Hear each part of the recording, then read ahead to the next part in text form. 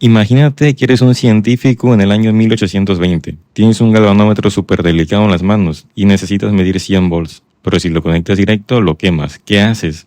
Aquí es donde entran las resistencias multiplicadoras, una solución que nació hace más de 200 años. Y aunque hoy usamos multímetros digitales supermodernos, este mismo principio sigue vigente. En este video te voy a explicar qué son, cómo se usan y por qué entenderlas puede cambiar la forma en la que ves tu multímetro.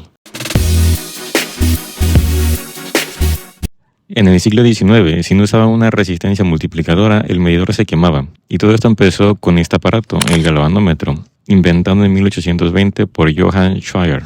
A diferencia del multímetro digital, que se lanzó en 1977, que tiene una resistencia mucho mayor al galvanómetro.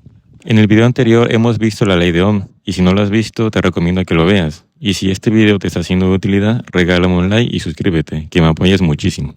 Recordemos que en un circuito en serie la corriente siempre será la misma para cada resistencia, por lo cual tenemos 1 mA en nuestro galvanómetro y 1 mA en nuestra resistencia multiplicadora. Lo primero que debemos hacer es calcular el voltaje de nuestro galvanómetro, que es EM. Por la ley de Ohm sabemos que el voltaje es igual a la intensidad de corriente eléctrica por la resistencia. En este caso la corriente es de 1 mA, mili de la milésima parte. Hacemos la conversión dividiendo 1 entre 1000 y nos da 0.001 amperes.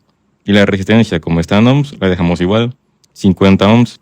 Entonces, al multiplicar 0.001 amperes por 50 ohms, esto nos queda como 0.05 volts. Este será el voltaje que pasará por nuestro galvanómetro. Ahora, sabemos que el voltaje total en un circuito en serie es la suma de las caídas de tensión. En este caso es EM de nuestro galvanómetro y EX de nuestra resistencia multiplicadora.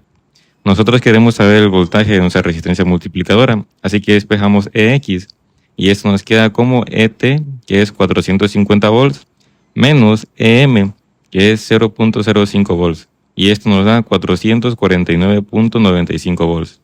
Este será el voltaje de nuestra resistencia multiplicadora. Ahora, lo único que nos queda es saber su resistencia. Ya conocemos su corriente, ya conocemos su voltaje, así que la ley de Ohm nos dice que la resistencia es igual a voltaje sobre intensidad. Nuestro voltaje que hayamos calculado es de 449.95 volts sobre 0.051 amperes.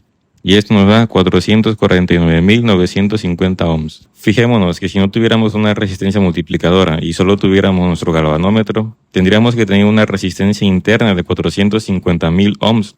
Pero como nuestra resistencia multiplicadora absorbe, por así decirlo, 449.950 ohms, solo nos quedarían 50 ohms de nuestro galvanómetro, que al sumarlo nos quedarían los 450.000 ohms. Y ahora te preguntarás, ¿cómo es que podían medir el voltaje con un galvanómetro si medía amperes y no voltajes? Bueno, la respuesta es más sencilla de lo que parece. Imagínate que tienes un galvanómetro desde 0 a 1 mA.